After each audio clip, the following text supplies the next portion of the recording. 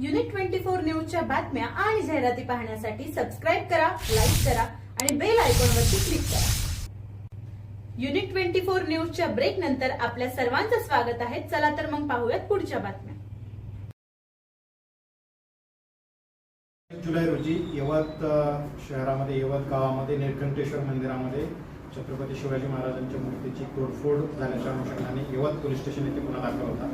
या गुन्ह्यातील आरोपी अमित पापा सय्यद याला काल दिनांक 30 जुलै रोजी पोलिसांनी त्याला ताब्यात घेतलेला आहे, त्याला अटक केलेला आहे। गुन्हा घडल्यापासून 27 तारखेपासून ते काल 30 तारखेपर्यंत 3 दिवस हा त्याच्या घराच्या पाठीमागे असलेल्या ऊसाच्या शेतीमध्ये तो लपून बसलेला होता। आपल्या 10 टीम वेगवेगळ्या ठिकाणी काम करत होत्या। आरोपीकडे मोबाईल नव्हता, तो मोबाईल मंदिरातच विसरून गेलेला होता।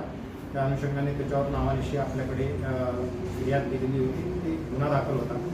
काल तो 3 दिवस मागील 3 दिवस तो त्या ऊसाच्या शेतीमध्ये ऊस खाऊन तो त्या ठिकाणी ओढ्याचं पाणी पिऊन तो ऊसाच्या शेतीत परत लपत होता।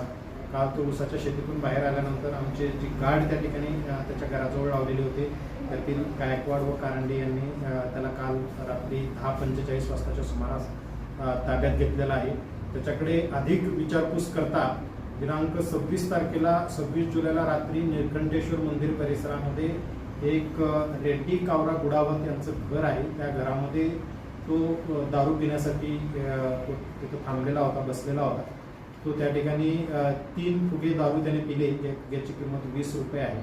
आणि तो दारू पिल्यानंतर तो मंदिराच्या आवारामध्ये जे स्टूल बेंच लावलेला आहे त्याच्यावर तो झोपलेला होता। साधारणतः रात्री 1 ते 1:30च्या सुमारास त्याने ते दारूच्या नशेमध्ये मंदिराच्या आतमध्ये जाऊन त्याने ती मूर्तीची तोडफोड केली आणि त्या घाई गडबडीमध्ये त्याला मोबाईल आणि चप्पल तो तिथंच विसरला आणि तिथून तो रेल्वे स्टेशनवर जाऊन झोपलेला होता।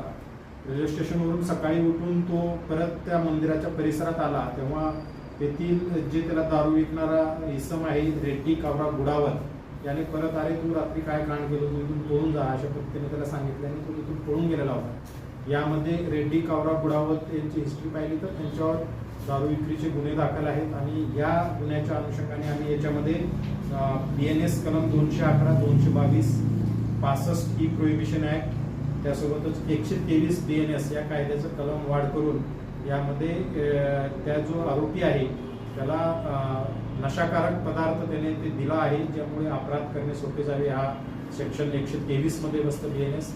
त्यासोबतच लोकसेवकाला म्हणजे पोलिसांना माहिती देणे टाळणे किंवा माहिती सहाय्य न करणे बांधील असताना या अनुषंगाने यामध्ये कलमवाढ करून त्यालाही आम्ही आज ताब्यात घेतलेला आहे।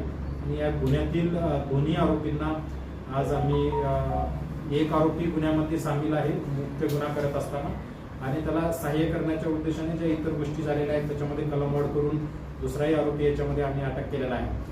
या घटनेच्या अनुषंगाने आज दिनांक 31 जुलै रोजी दौंड तालुका बंदची हाक सर्व समाज घटकातून देण्यात आलेली होती। या बंदच्या पार्श्वभूमीवर शहरामध्ये कडेकोट बंदोबस्त सगळीकडे ठेवण्यात आलेला आहे आणि आज जो रूट मार्च पण आम्ही या शहरामध्ये करत आहोत, जेणेकरून या बंदला कुठलाही कालबोट लागता कामा नये अशी दखल आम्ही घेतलेली आहे। धन्यवाद।